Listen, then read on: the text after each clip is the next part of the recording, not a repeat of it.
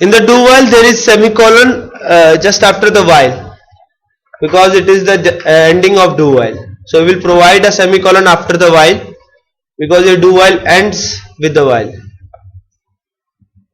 Okay, now we have to print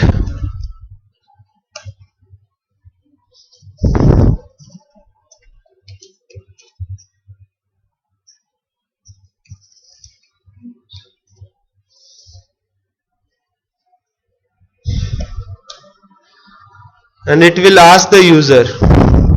So you can see that I have declared C.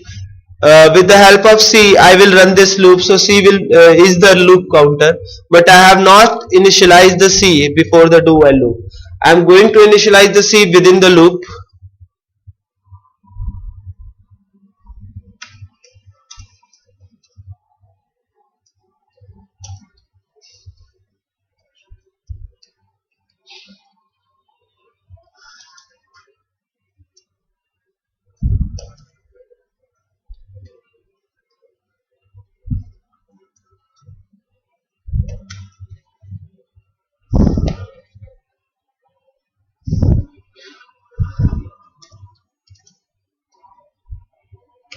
You can see the condition of while. I have given while C equal to while, and I have initialized C before I have checked the condition.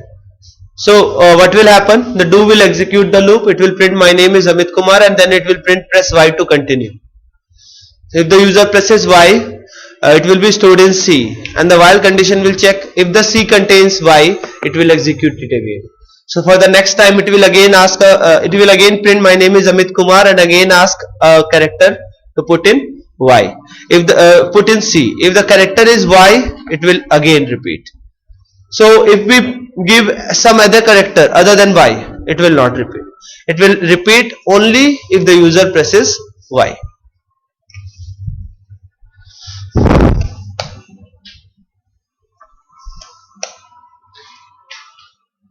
It is not accepting any value in it for the second time, and it generally happens whenever you accept value in the same character type variable again and again, because character type variables use a buffer memory to store value in it, and every time you are storing a value in character type variable you have to clean that buffer memory.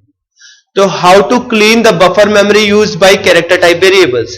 To clean the buffer memories used by character type variables, we use a function known as fflush. Fflush. And within the function we will write stdin. So this function will be used every time you are accepting values in the same character type variables.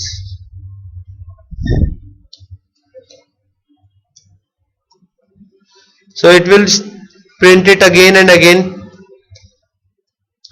till I press Y. As soon as I press any other character, it will stop executing. So this is a loop. You can see the loop counter is initialized within the loop, right? I have not initialized the C, that was the loop counter, before the loop. मैंने loop से पहले C को कहीं भी initialize नहीं किया. मैंने C को कहाँ initialize किया? Loop के अंदर.